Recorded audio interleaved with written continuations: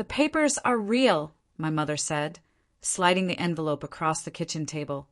Her voice didn't crack, not even once. My father leaned back, arms crossed like a judge about to deliver sentence. The ceiling fan hummed, its blades slicing the air in slow, mocking rhythm. I pulled the envelope closer. The word summons glared at me in bold, black type. I thought it was a joke at first, some cruel prank. But the seal was real. The date, the courtroom, the names, theirs against mine. My name is Marissa. I'm 29. And last month, after a decade of working double shifts, eating instant ramen, and counting coins at laundromats, I bought my very first home. The house wasn't even big, peeling paint, squeaky stairs, a garden that needed taming. But it was mine. My key, my lock, my dream. Now, my own parents wanted to take it away. I stared at them, searching for a flicker of warmth, of hesitation. Instead, my father said, "You think you can cut us out, live without us after everything we've done?" His words dripped with ownership, not love. My chest tightened. I had imagined housewarming dinners, maybe laughter echoing in the kitchen, my mom bringing over her casseroles. Instead, I got lawyers. The clock on the wall ticked louder than it should have. Every second felt like betrayal echoing against plaster walls. Have you ever had family cross your boundaries? Let me know in the comments. That night, I held the key to my house tighter than ever. Somehow, it no longer felt like freedom. It felt like the beginning of war. The morning of the first hearing, I ironed my only navy blazer. The fabric smelled faintly of soap and desperation.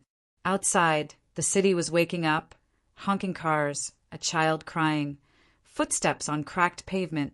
My world, however, had narrowed to a manila folder and the key I kept hidden in my pocket. I walked into the courthouse, fluorescent lights buzzing overhead, and saw them already there. My parents. My father in his gray suit, polished shoes shining as if this were a business deal. My mother, pearls clasped at her neck, her expression cold as marble. They didn't look at me. Not once. The lawyer they'd hired did all the talking. "We are pursuing rightful ownership," he said. "Funds for the property were family-derived. Our clients claim entitlement." I almost laughed. Family-derived? They hadn't given me a single dollar.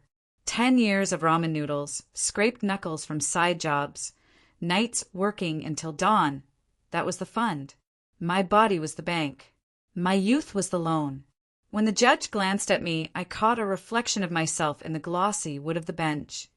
Tired eyes, trembling hands, but something else too.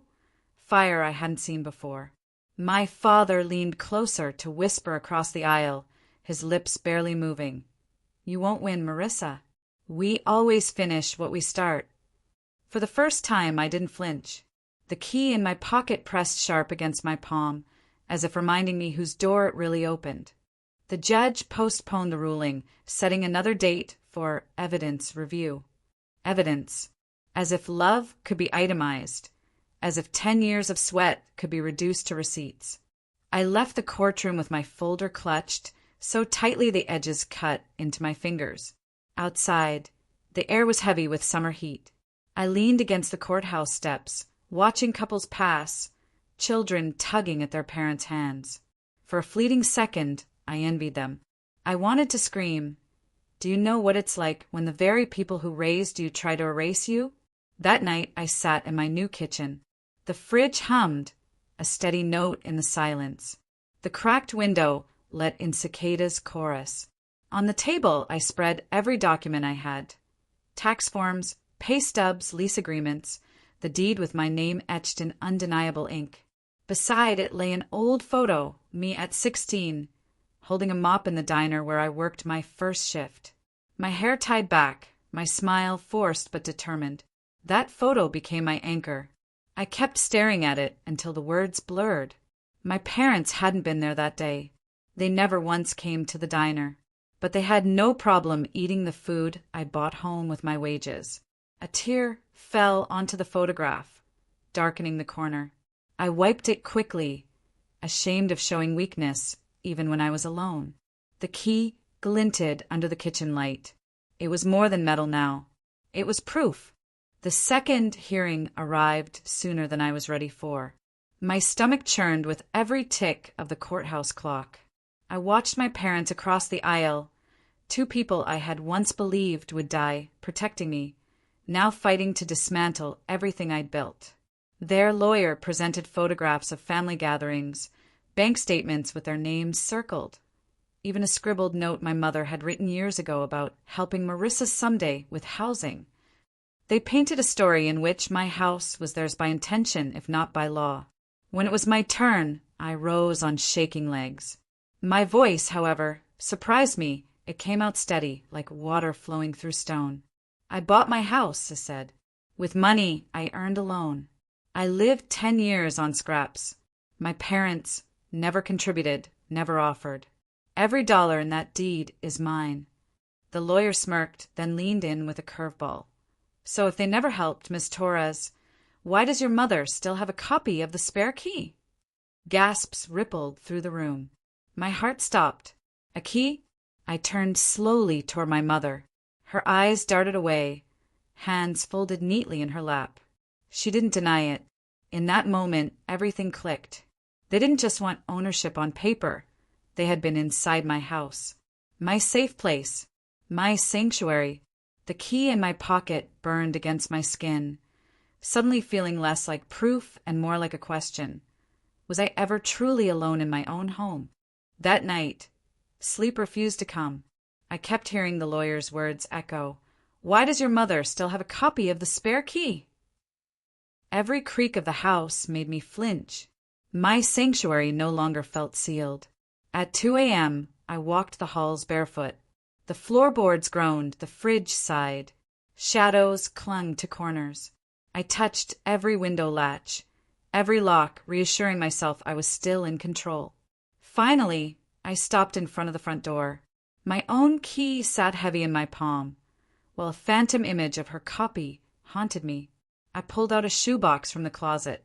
Inside were scraps of my struggle, diner pay stubs, crumpled receipts, even a note I'd once written to myself. Keep going. This will matter someday. I hadn't known how true that would be. The next morning, I changed the locks. The metallic clicks echoed like a ritual, each turn of the screwdriver cutting a thread from them. But when I dropped the old lock into the trash, guilt stabbed me. These were still my parents. I wanted to believe they loved me, even if their love twisted into possession. Later, at the grocery store, I caught sight of my Aunt Rosa. She pulled me aside, her perfume cloying, her whisper sharp. They're saying you've betrayed the family, that you're ungrateful.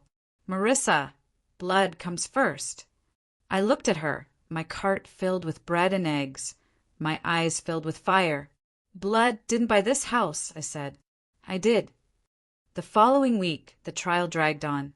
My parents' lawyer pressed hard, waving documents that looked official but felt hollow. Family contribution, implied ownership, customary obligation, all words dressed up to erase my sweat.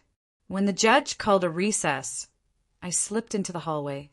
My phone buzzed. A voicemail. I pressed play, and my father's voice filled the air, low and deliberate. You still wear that perfume. The one your grandmother hated?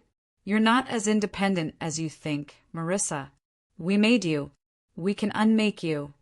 The words crawled under my skin. It wasn't just about a house. It was about control, about rewriting my story until I no longer recognized myself. I saved the message. Evidence. Back inside, I laid the phone on the table, screen glowing. My lawyer leaned in. This could turn the case, she whispered. But are you ready for what it means? Once it's out, there's no going back. I nodded.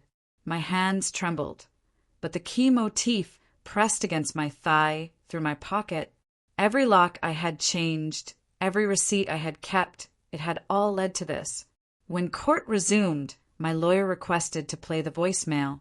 The room went silent as my father's voice filled it, cold and menacing. For the first time, my mother's face cracked. She lowered her eyes, her pearls trembling at her throat. And I realized something. They weren't fighting for my house. They were fighting to keep me small, but I wasn't small anymore. The voicemail played again, this time louder, echoing against the wood-paneled walls. I watched the jury's eyes shift, the judge's brows tighten. My father sat rigid, jaw clenched, while my mother twisted her ring until her skin turned red. When it ended, the silence was thick enough to choke on. My lawyer stood tall. "This," she said, "is not the voice of parents protecting their daughter. This is coercion, control, and fear disguised as family duty." The judge's gavel tapped once. "We'll allow it as evidence." I exhaled for what felt like the first time in weeks. Later, outside on the courthouse steps, the press swarmed. Microphones, cameras, questions hurled like stones. My Aunt Rosa appeared again, pulling me aside with urgency. "They're humiliated," she hissed. "Why would you expose them like that? Family matters stay in the family." Her words hit like a slap. I stared at her, remembering every night I'd sat in my cold apartment, saving for this house while my parents spent vacations abroad. Family hadn't saved me then. "I'm done keeping things in the family," I said softly. "Secrets rot in silence. I won't rot with them." Rosa stepped back, startled by the steel in my tone. That evening I returned home. I placed the old photo of 16-year-old me by the front door. The girl with the mop deserved this moment. The locks were new, the house still mine for now. But tomorrow would bring the final hearing, and I was ready. The courtroom was quieter than ever for the final hearing. My parents sat stiffly at their table, their lawyer flipping notes with a false calm. I could feel the weight of every sleepless night, every meal of ramen, every coin I'd saved pressing down on me. But this time it steadied me instead of breaking me. The judge leaned forward. "I've reviewed the evidence, the deed, the financial records, and most notably, the voicemail." His eyes moved toward my father, who shifted in his seat. "This case is not about property. It is about control. And control has no place in law." The gavel came down. "The house belongs solely to Ms. Torres." The words settled over me like sunlight. My parents didn't move. My mother's pearls hung loose, her eyes glassy. My father finally looked at me, but it wasn't rage. It was something hollower like defeat. Outside, the reporters swarmed again, but I didn't stop this time. I just walked, slow and steady, my key warm in my palm. Not just a piece of metal anymore, but a declaration. That night, I sat by the window of my little house, the photo of 16-year-old me propped nearby. I whispered to her, "We made it, and no one can take this from us." The house creaked softly, but for once the sound felt like music. My sanctuary was truly mine. If this ever happened to you, just say same in the comments.